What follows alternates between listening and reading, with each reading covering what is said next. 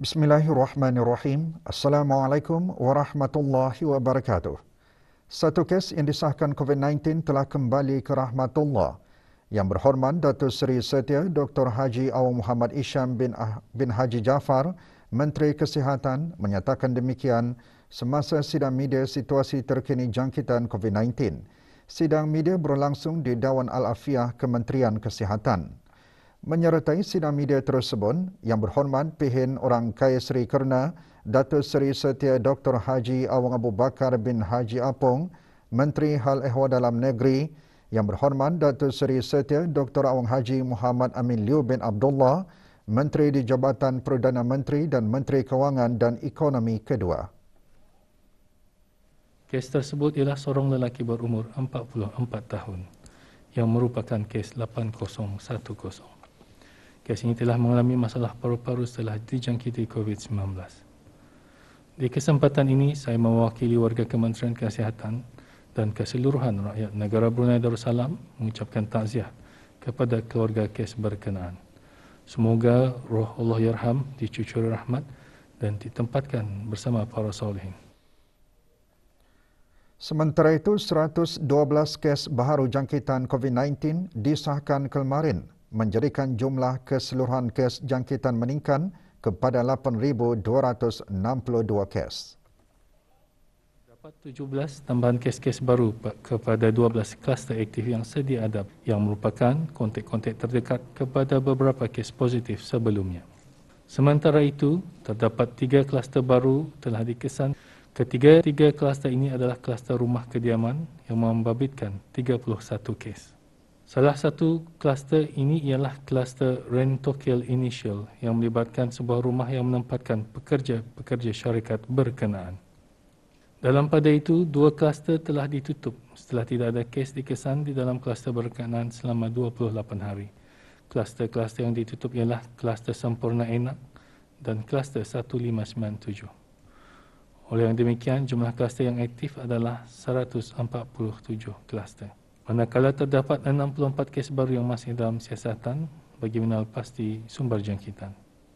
Dalam pada itu, 159 kes telah disahkan sembuh yang membawa jumlah kes yang sembuh di negara Brunei Darussalam kepada 5,933 kes. Manakala jumlah kes aktif ialah sebanyak 2,267 kes. Di kalangan kes-kes yang sedang ada dalam rawatan sekarang, 6 kes adalah dalam kategori 5 dan sedang dirawat di unit rawatan intensif. Kesemua mereka memerlukan bantuan mesin pernafasan ataupun haklang mesin dan 2 daripadanya masih memerlukan bantuan mesin tambahan ECMO, haklang mesin. Sementara itu, 34 kes lain dikategorikan dalam kategori 4 iaitu yang memerlukan bantuan oksigen dan adalah di bawah pemantauan rapi. Dalam tempoh 24 jam yang lalu, sebanyak 5,793 sampel telah diuji bagi virus SARS-CoV-2 yang membawa jumlah keseluruhan ujian makmal dijalankan sejak Januari 2020 kepada 388,614 ujian. Menteri Kesihatan mengongsikan pada 6 Oktober 2021, 7,116 orang telah menerima suntikan vaksin COVID-19. Ini bermakna di bawah program vaksinasi kebangsaan, 319,711 orang telah menerima 1 dos vaksin COVID-19, iaitu 70.5% daripada jumlah penduduk negara. Manakala 206,482 orang telah melengkapkan 2 dos vaksin COVID-19, iaitu 45.5% daripada jumlah penduduk negara. Sementara itu, Menteri Kesihatan juga mengongsikan hasil daripada pemantauan agensi-agensi penguatkuasaan yang dilakukan pada 6 Oktober 2021 semasa larangan keluar rumah daripada pukul 8 malam hingga 4 pagi. Sebanyak 28 pelanggaran arahan tersebut di seluruh negara telah dikeluarkan denda kompaun.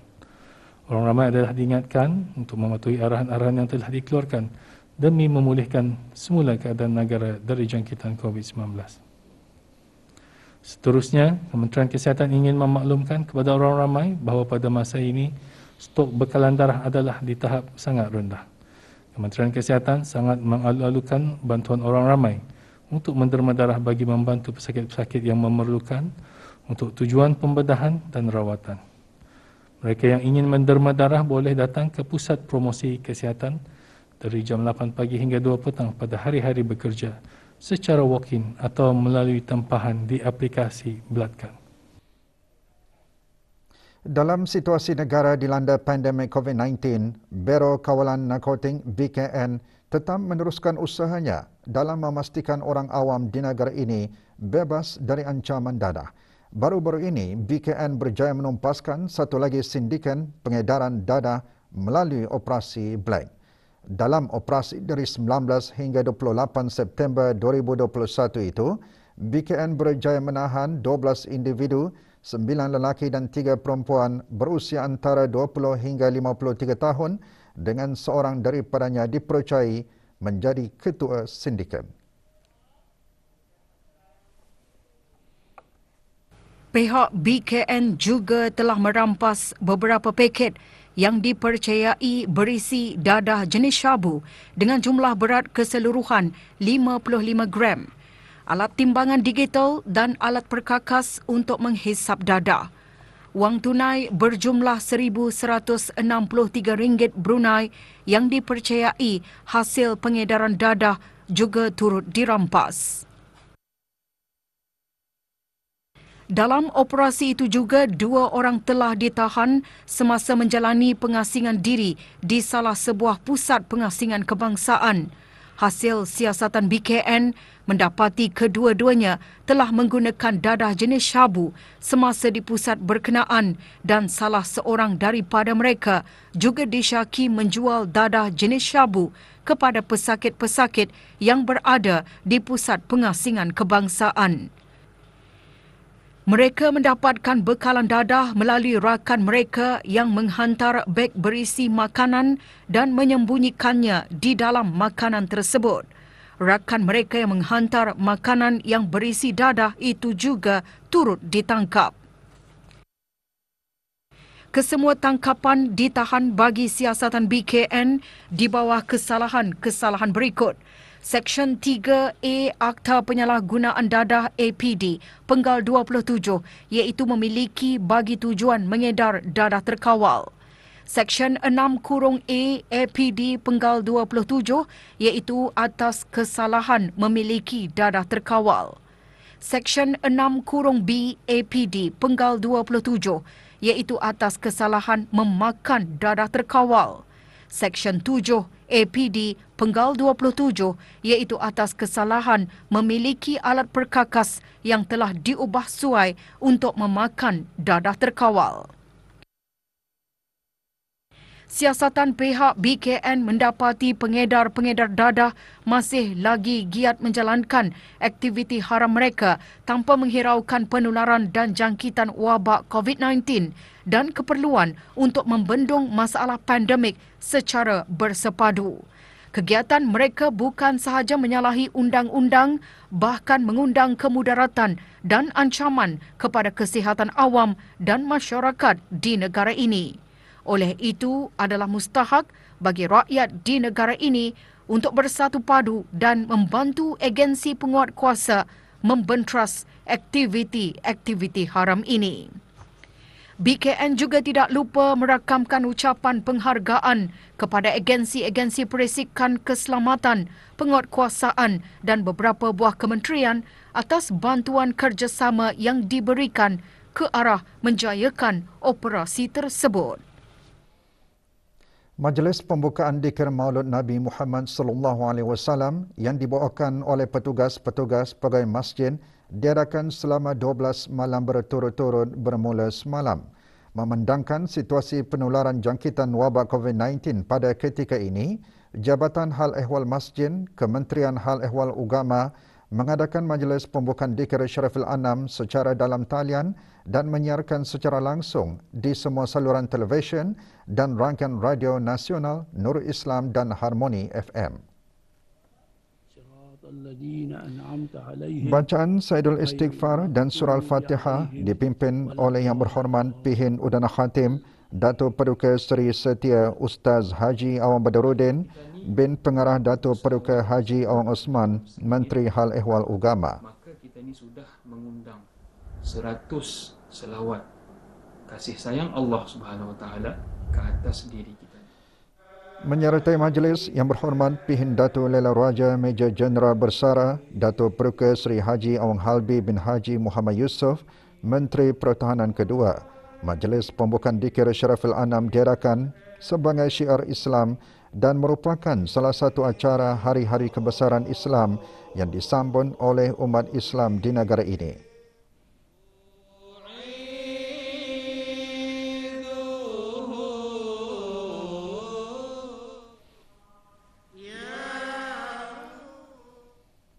Penyelarasan sangat kritikal dalam usaha memerangi COVID-19. ASEAN boleh menerajui dalam membentuk semula prasarana kesihatan global melalui perkongsian pengetahuan, maklumat dan sumber-sumber. Satu platform perkongsian yang dilengkapi dengan sains dan teknologi akan membawa kepada pendekatan holistik dan pada masa yang sama membantu menangani risiko peminggiran penduduk. Perkara ini dijelaskan oleh Menteri di Jabatan Perdana Menteri dan Menteri Kewangan dan Ekonomi kedua semasa Majlis Penutupan Persidangan Khas Peringkat Menteri bagi Kesihatan Awam Digital ASEAN kemarin yang diadakan secara maya dari Pusat Persidangan Antarabangsa Berakas. Yang berhormat Datuk Seri Setia Dr. Awang Haji Muhammad Amin Liu bin Abdullah berkata, adanya peluang jelas bagi ASEAN untuk bekerjasama dengan Pertubuhan Penyelidikan dan berbilang hala kesihatan awam dalam mengumpul lebih banyak data pada masa sebenar dan bukti dalam dunia sebenar ke arah usaha mengoptimumkan dan menginovasikan kajian klinikal semasa serta mengurangkan kos data. Tambahnya, ketidaktentuan dan cabaran di masa hadapan memerlukan inovasi, penyelarasan dan komitmen dari semua pihak. Nilai asas kerjasama dalam hal ini adalah perpaduan dan kerjasama dalam menghadapi risiko yang mempengaruhi semua. Terdahulu dalam ucap pertama, Dr. Kong Fuang, Timbalan Setiausaha Agung ASEAN bagi Komuniti Sosio Budaya ASEAN mengenai hidup dengan COVID-19, menentukan apa itu normal baharu dan bagaimana ekonomi serantau boleh pulih di sebalik pandemik. Acara juga diserikan dengan pelancaran Event Knowledge Hub, diikuti dengan sesi perbincangan yang antaranya disertai oleh Menteri di Jabatan Perdana Menteri dan Menteri Kewangan dan Ekonomi kedua.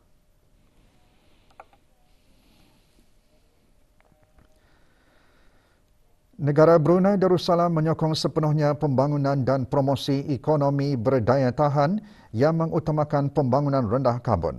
Berucap semasa Forum Menteri-Menteri dan pihak berkuasa alam sekitar Asia Pasifik keempat, Menteri Pembangunan mengongsikan dasar dan perundangan untuk melindungi alam sekitar dan sumber semula jadi daripada pencemaran dan kesan perubahan iklim yang merangkumi dasar perubahan iklim nasional Brunei yang diperkembangkan untuk membuka jalan ke arah negara yang rendah karbon dan iklim yang lestari bagi masa depan.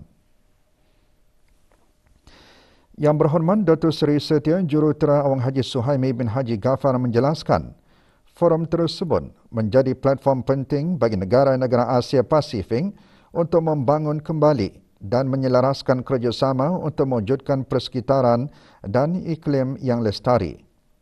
Sementara itu, Dr. Nur Imtihan binti Haji Abdul Razak, Setiausaha Tetap Perancangan Guna Tanah dan Alam Sekitar, mengongsikan usaha negara Brunei Darussalam dalam memperkuat langkah-langkah dasar, tindakan strategik, mekanisme kerjasama serta tindakan dalam memajukan perlindungan alam sekitar dan menangani masalah perubahan iklim. Forum berlangsung secara maya bermula 5 hingga 7 Oktober 2021.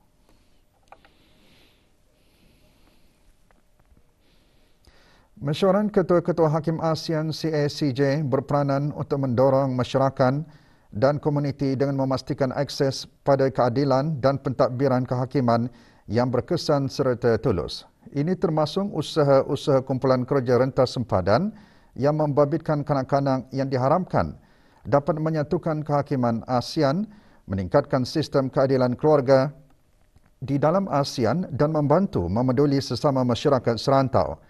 Perkara tersebut dijelaskan oleh Ketua Hakim Mahkamah Besar semasa Majlis Mesyuarat CACJ kali ke-9 yang berlangsung secara maya kemarin. Yang Amat Arif, Datuk Seri Paduka Stephen Chong juga menyentuh mengenai tema negara Brunei Darussalam untuk kepengerusian ASEAN iaitu We Care, We Prepare, We Prosper dan bagaimana 3 perkara asas ini diaplikasikan pada sfera kerjasama kehakiman di dalam CACJ. Selain itu, Yang Amat Arif turun memuji usaha-usaha kumpulan kerja latihan pendidikan kehakiman dalam mengenal pasti cara-cara baharu untuk mengadakan latihan dan program-program pendidikan bagi kehakiman terutama semasa pandemik. Mesyuarat CACJ memberikan forum dasar untuk ketua-ketua hakim berbincang dan bertukar pandangan tentang isu-isu bersama yang dihadapi oleh Badan Kehakiman ASEAN yang merupakan landasan untuk mengembangkan hubungan erat dan membina kesefahaman bersama dalam kalangan kehakiman ASEAN. Mesyuarat tahunan tersebut dipengerusikan oleh Yang Amat Arif, Profesor Dr. Muhammad Sharifuddin, Ketua Hakim Mahkamah Agung Republik Indonesia, juga menyertai Tuan Yang Terutama Datuk Paduka Lim Hock Hoi, Setiausaha Agung ASEAN semasa mesyuarat. Deklarasi bersama Majlis Mesyuarat CACJ kali ke-9 telah diterima pakai oleh ketua-ketua hakim dan ketua delegasi. Majlis Belia Brunei menyerahkan 10 unit komputer riba bagi menyokong kempen sumbangan peranti yang dikendalikan dengan kerjasama Kementerian Pengangkutan dan Infokomunikasi dan Kementerian Pendidikan.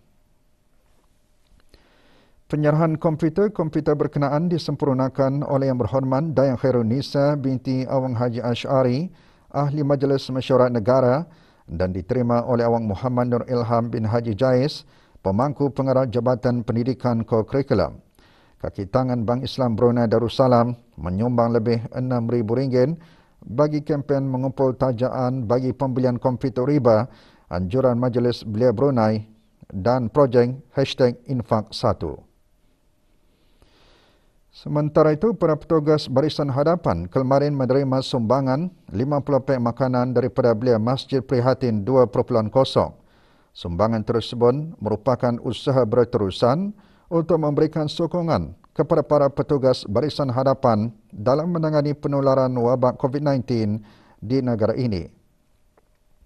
Sumbangan dihantar ke Pusat Pengasingan Batalan Ketiga Kem Lumut. Program Belia Masjid Prihatin 2.0 adalah inisiatif beberapa belia masjid yang dikenali aktif di negara ini.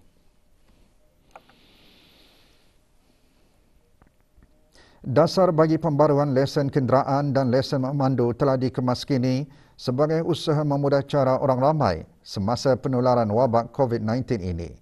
Semasa sidang media pengemaskinian perkhidmatan di bawah Kementerian Pengangkutan dan Infokomunikasi, Awang Haji Harul Muhammad Daun bin Haji Abdul Karim, Timbalan Setiausaha Tetam Kementerian berkenaan menjelaskan, sejak pendaftaran domestic runners mula dibukakan pada 2 Oktober 2021, 4,451 orang domestic runners telah mendaftar dan disenaraikan dalam direktori di laman web MTIC setakat 6 Oktober.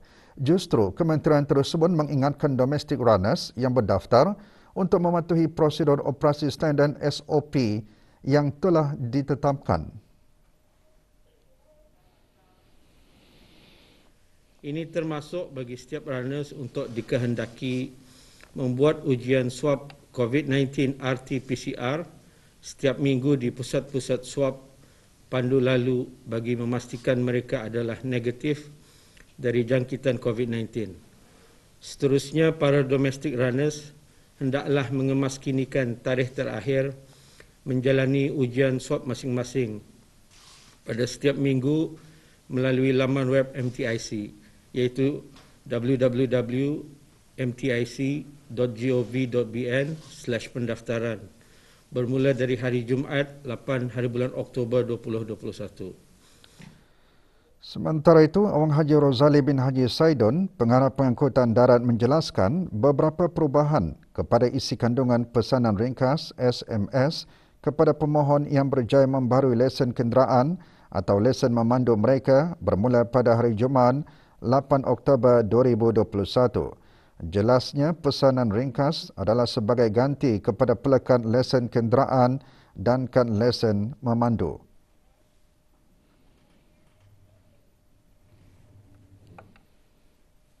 Berikut dikongsikan isi kandungan SMS mengikut jenis permohonan, iaitu SMS bagi lesen kenderaan dan SMS bagi lesen memandu. Bagi lesen kenderaan, isi kandungan SMS antara lain ialah bilangan kenderaan dan tempoh tarikh lesen kenderaan yang sah, seperti sebagai contoh, lesen kenderaan dengan bilangan kenderaan telah diperbaharui. SMS ini adalah lesen kenderaan sah bermula daripada tarikh sekian sehingga sekian. Itu bagi lesen memandu, isi kandungan SMS ialah antara lainnya ialah bilangan kad pintar, jenis kelas lesen dan tempoh sah laku memandu seperti berikut. Untuk contoh saja, lesen memandu kelas 3 bagi nombor kad pengenalan telah diperbaharui. SMS ini adalah lesen memandu bagi tempoh yang diberikan